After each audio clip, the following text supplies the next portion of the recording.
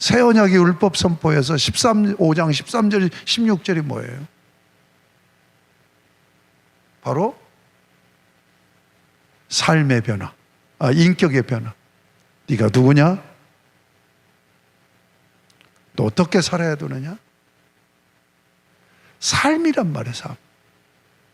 그러면 자, 지금 여기서 교리적인 중요한 얘기를 합니다. 이 지금 밑에 박스에 글이 그 내용인데 율법과 복음의 관계예요. 율법의 기능이 뭐냐 이거예요. 율법의 기능. 이건 성경만이 아닙니다. 많은 글, 책, 글 속에 있는 독특한 특징이 있어요. 그게 뭐냐? 연속성과 불연속성이라는 거예요. 성경도 연속성, 그러니까 어떤 한 개념이 한 패러다임에서 끝나는 거예요.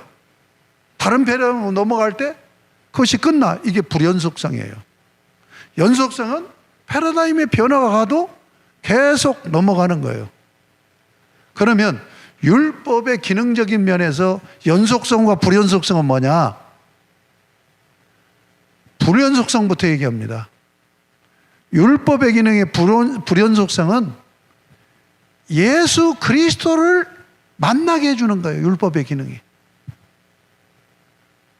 이 기능은 예수님이 오셨기 때문에 만나게 해주는 가이드 역할을 하니까 맞춰져 버린 거예요. 끝나버린 거예요. 이것을 얘기하는 게 율법의 기능의 불연속성을 얘기하는 게 히브리서예요. 그래서 율법이 폐해졌다라고 얘기해요. 그런데 갈라디아서는 뭐라고 얘기해요? 몽학선생이라고 그러죠. 그러니까 예수를 믿게 하는 거예요. 그러니까 노마서의 가르침대로 얘기한다면 죄의 기능이 뭡니까? 죄가. 이 율법의 기능이. 죄를 깨닫게 하잖아요. 법이 없으면 내가 가령 교통법규가 없어. 그러면 운전하고 다니면서 교통법규를 어겼다는 의식을 안 하고 살겠죠. 근데 교통법규가 딱 생기니까 이 법규에 어긋나면은 죄를 짓는 거죠. 이게 노마서 얘기잖아요. 율법의 기능이, 첫 번째 기능이 죄를 깨닫게 하는 거예요. 그런데 거기서 끝나지 않아요. 율법의 기능 두 번째는 죄를 더 짓게 합니다. 노마서의 가르침이에요. 죄를 더 짓게 한다니까요. 그래가지고 그러면 율법이 불의한 것이냐 이렇게 논쟁해 가잖아요. 아니다. 무슨 얘기예요? 타락한 본성을 가지고 있어. 근데 지가 의로운 척을 하는 거야. 그런데 율법을 딱 들이대면 그것을 어기고 싶은 마음이 타락한 본성 속에서 생기는 거야. 쉽게 얘기해서 이거야. 엄마가 애 집에 놔두고 어디 나가는데 이게 소중한 거예요. 그러니까 주의를 줘. 너 이거 만지면 안 된다? 만지면 안 된다는 말 듣기 전에 만질 생각도 안 했어. 근데 만지면 안 된다는 말을 들으면서 그거 만지고 싶어서 목 안달을 나는 거예요. 율법이 바로 뭐냐면 우리가 죄의 본성을 가지고 죄를 안 지고는 못 사는 존재라는 것을 고발하는 거예요. 이게 죄를 더 지켜는 거예요. 이게 노마서의 가르침이에요. 그래서 뭡니까? 야, 내가 내 힘으로는 절대로 구원을 받을 수 없구나. 절대타자인, 이게 절대타자라는 말은 철학적인 용어예요. 예수 그리스도를 믿지 않고는 나는 구원을 받을 수 없구나 라고 철저하게 깨닫게 하는 게 율법의 기능이란 말이에요. 이건 예수님 뭐예요? 예수 그리스도가 복음이잖아요. 그러니까 율법은 복음에게로 인도하는 측면에서 불연속성이란 말이에요. 연속성은 뭐냐? 지금 이 박스 안에 있는 도표가 그거예요. 끝까지 가는 거예요. 십계명은요, 하나님 나라 천국, 예수님이 재림해서 이제 실제적으로 이루어지는 하나님 나라가 십계명으로 온전히 이루면서 사는 나라예요. 나라인데 법이 있어야 되잖아요. 그렇죠? 그러니까 율법이 기능해서 구원시키는 데는 예수 그리스도를 만나게 하고, 삶으로서는 뭐예요? 변하지는 않는 거예요. 끝까지 가는 거예요. 이게 연속성이에요. 여러분, 너는 교리 공부를 주일날 오후에 맥 공부하면서 교리 공부하는 분들이 몇 분이 있어요. 그분들이 두 가지를 해보니까 너무너무 좋다는 거예요. 그러니까 여러분이 교리 공부를 할 기회가 없기 때문에 이런 부분을 제가 언급하고 들어가는 거예요. 이제 16과, 오늘 지금 복습을 너무 많이 했다. 자, 16과, 그러면 이제 5장까지 마친 거예요. 6장, 7장은 뭡니까? 5장을 적용하는 법입니다. 이걸 구약의 표현대로 하면 무슨 법이에요? 시민법입니다. 자, 그러면 교리적인 또 설명을 합니다. 율법은 세 수로 나눕니다. 꼭 그렇게만 나눌 수 있느냐라고 문제를 제기하는 분들도 있어요. 그러나 제가 처음에는 나한테 문제 제기를 하면서 질문을 했을 때 내가 뻥했어요. 가만히 생각해 보니까 성경이 그렇게 돼 있단 말이에요. 십계명이 모법이에요. 이 십계명에서 1계명, 4계명을 적용하는 것이 레위기서에 있는 제사법이에요. 하나님을 예배로 섬기라는 거잖아요. 섬김이 서비스 아닙니까? 서비스라는 말이 섬기다는 말도 되지만 예배라는 말도 되잖아요. 예배라는 말이 서비스라는, 영어로 서비스라는 말고 워십이라는 말이 있죠. 워십은 뭐예요? 최고의 가치자에게 가치를 돌리는 거. 그래서 워십이라고 하는 거죠. 그래서 서비스는 뭐예요? 하나님을 섬기는 거예요. 이게 예배예요. 자, 그래서 1계명, 4계명은 제사법으로 적용이 돼요. 5계명에서 10계명까지는 뭐예요? 이웃을 사랑으로 섬기라는 이 법의 적용법은 뭘로 나타나요? 공동체 생활법으로 나타나요. 이걸 시민법이라고 얘기해요. 아시겠습니까? 그래서 출애굽기 20장은 모법 10계명, 그 다음에 1계명, 4계명을 적용하는 법은 레위기서에 담겨 있고 따로 떨어져 나온 거예요. 5계명에서 10계명을 적용하는 법은 출애굽기 21장, 22장, 23장으로 시민법이 적용된다고 그랬죠. 그리고 24장에 가서 이 계약 예식을 한다고 그랬죠. 구조가. 그러므로 레위기서는 출애굽기서에 들어있는 성경입니다. 그러면 출애굽기가 어디에 들어있어요? 출애굽기 20장과 21장 사이에 레위기서가 들어가는 거예요. 자, 그런데 새 언약의 율법, 새 언약의 율법은 제사법이 없어요. 제사법이 없습니다. 6장, 7장은 시민법이에요. 적용하는 시민법이에요. 왜 그런가? 두 가지 이유가 있어요. 교리적인 이유와 성경 문맥적인 이유입니다. 교리적인 이유는, 자, 율법의 불연속성으로 율법의 기능이 뭐라고 그랬죠? 예수 그리스도를 만나게 하는 거죠. 그렇죠? 그런데 이 레위기서가 1계명, 4계명을 적용하면서도 예수 그리스도를 만나게 하는 핵심적인 율법이에요. 그러니까 레위기서를 지금 설명하고 있는 신약 성경이 뭐예요? 히브리서란 말이에요. 히브리서를 설명하고 있는 거예요. 예. 자, 그런데 예수님이 오셨어요. 그러면 예수님이 오셔서 새 언약 체결할 때 제사법이 필요할까요? 안 필요할까요? 필요하다고는 게 이단이라고까지는 얘기하지 않지만 잘못된 신학, 세대주의예요. 그리고 유대주의입니다. 그래서 이스라엘 제사가 예수 그리스도로 구원해서 회복이 된다고 지금 성전 짓고 제사제도 회복하려고 그 짓거리들 하고 있잖아요. 아닙니다. 율법은 예수 그리스도가 오심으로 제사법은 폐해졌단 말이에요. 이게 히브리서 가르침이라니까요. 제사법 폐해졌어요. 그러니까 새 언약의 율법은 제사법이 나오면 안 되죠. 그렇죠? 두 번째, 문맥적인 이유를 댑니다. 우리가 5장 17절에서 42절까지 본론에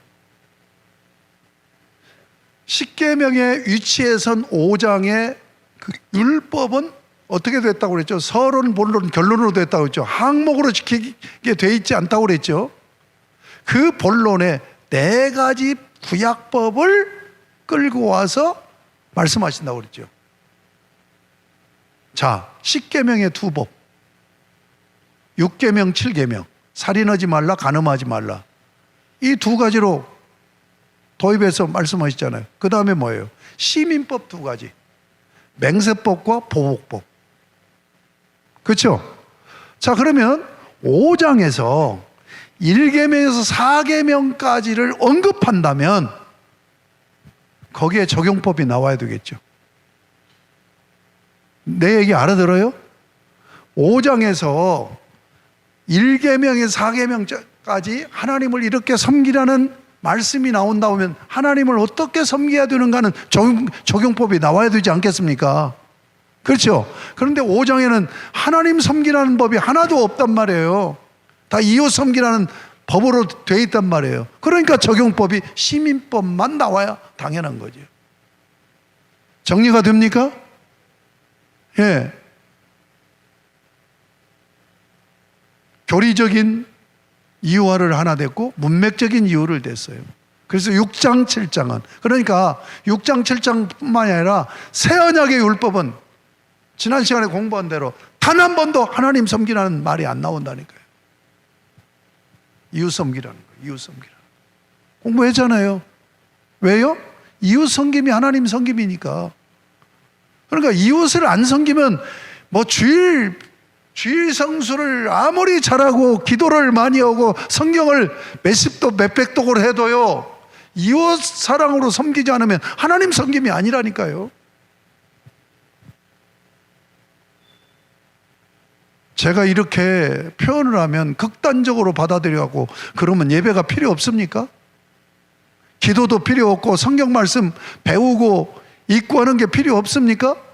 아니지요. 예배와 경건 생활이 기도와 말씀 아니에요. 이게 뭡니까? 기본기예요. 기본기. 하나님 사랑으로 섬기기 위해서 이걸 하는 거예요. 아시겠습니까? 이걸 잊지 마시란 말이에요.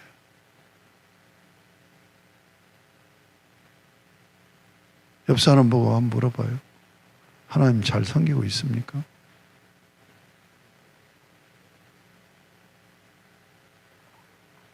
물어만 보지 말고 대답 좀 해줘.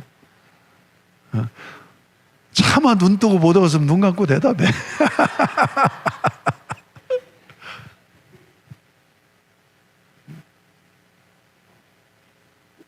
자, 그러면 적용법.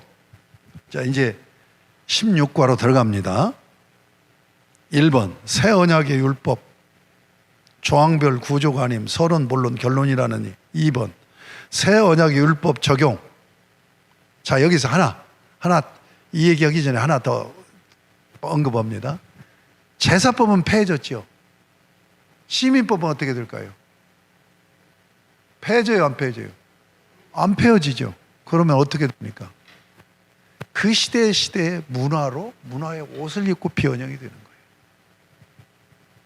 신라 시대 때 사는 사람들하고 오늘 우리가 사는 사람들하고 똑같이 사는 게 아니잖아요. 원리는 같아. 그러나 문화의 옷은 달라. 그러니까 변형되는 거예요. 여러분 초대교회 때 여자들 다 여기 머리에 써야 하나님 앞에 나와서 예배드리잖아요. 천주교 그 짓 그대로 하고 있죠. 천주교는 구약시대로 그대로 하는 거예요. 구약시대. 신약시대가 아니야. 에? 신부를 사제라고 하잖아요. 사제. 신부만 제사장인 거야. 여러분 우리 안 쓰잖아요. 안 쓰잖아요. 자, 성경에 또 뭐라고 있어요? 교회에서 여자는 잠잠하라고 그랬죠. 근데 왜 여자들이 말이 많아? 다 이게 뭐냐? 문화예요, 문화. 그러니까 시민법은 그 문화에 따라서 변해진다는 얘기예요. 그걸 잊지 마세요. 그런 가운데서 6장, 7장을 이제 공부합니다. 자, 6장, 7장을 보면 거기 이제 새 언약의 율법 적용 서론이 뭡니까? 서론이 제가 지난 시간에 말씀드렸죠. 5장 48절을 설명하는 것이 적용법이라고. 5장 48절 거기 교재에 있는 대로 읽어보세요. 시작.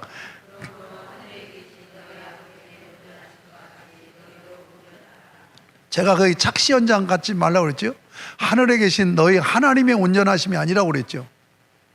하나님 존재 자체는 온전하다는 말이 이 헬라어는요, 히브리어를 번역해 놓은 거예요. 온전하다는 말이 히브리어로 타밈이라는 말인데, 타밈이라는 이 단어를 하나님 존재 자체에다가 수식한 적이 한 번도 없어요, 구약 성경에. 하나님의 부성, 인격에 아버지의 온전하심. 그 아버지의 온전하심이 어떤 거예요? 온전한 사랑이지. 그 온전한 사랑이 어쩌겠어요? 자기 원수에게까지도 햇빛과 비를 내려주신다고 그랬잖아요. 그렇죠? 그렇게 너희도 사랑하라. 사랑으로 온전히 섬겨라. 우리 그냥 토속적인 얘기를 하면 너 네 예비 닮아라 그 얘기예요. 네 예비 인격이 어떤 분인데 네가 자식 돼가지고 네 예비 인격을 닮으려고 해야 되지 않느냐 하는 얘기예요. 이게 서론이야. 이제 본론 6장에서 7장 어디까지 가냐면 7장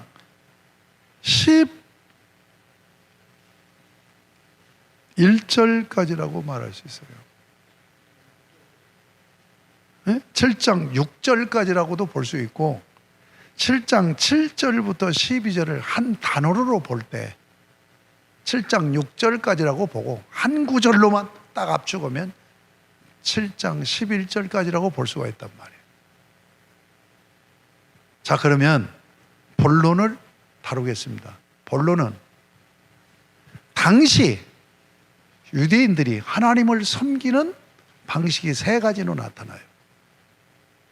첫째, 구제입니다. 둘째, 기도입니다. 셋째, 금식입니다. 그러니까 삶은 연속성으로 전개해 나가기 위해서 새롭게 말씀을 하신 게 아니에요. 그래서 새 언약의 율법도 옛 언약의 율법을 끌어다가 연결시키고 지금 그 당시 신앙생활에 하는 양식이란 말이에요. 뭐 이슬람교는 하루에 5번씩 기도를 하잖아요. 그런 것처럼 그때 당시에 하나님을 섬기는 백성들의 삶의 양식이 뭐냐? 세 가지로 집약됐단 말이에요. 첫째가 뭐예요? 구제. 둘째가 기도. 셋째가 금식. 자, 구제는 이웃과의 관계입니다. 기도는 하나님과의 관계예요. 금식은 자기와의 관계입니다. 여러분, 이 세 가지가 잘 돼야 돼요. 이웃과의 관계, 하나님과의 관계, 자기 자신과의 관계. 자기 자신과의 관계를 자기를 잘 세워야 돼요. 그래서 성령의 열매 중에 마지막이 뭐냐? 절제예요, 절제. 갈라디아서 5장 22절 23절에 사랑해서 마지막이 절제로 돼요. 자, 그러면 이 세 가지 6장부터 보겠습니다. 6장 보면 1절에 보겠어요. 사람에게, 성경 다 보세요, 성경. 사람에게 보이려고 그들 앞에서 너희 의를 행치 않도록 주의하라. 그리하지 아니하면 하늘에 계신 너희 아버지께 상을 받지 못하느니라. 여러분, 여기서 중요한 건 신학적으로 우리 은사하고 나는 이 대립돼요. 우리 은사 서철원 박사님이 가르칠 때, 우리 가르칠 때는 상급 문제를 얘기했어요. 근데 지금 조직신학책 보면은 상급 문제를 배제해요. 아닙니다. 인격과 인격의 관계, 이제 이 결론에서 그것이 구체적으로 나와요. 상 주십니다. 상벌을 하십니다. 상벌을. 삶을 얘기할 때 상으로 연결시켜서 말씀하고 있다는 걸 잊지 마세요.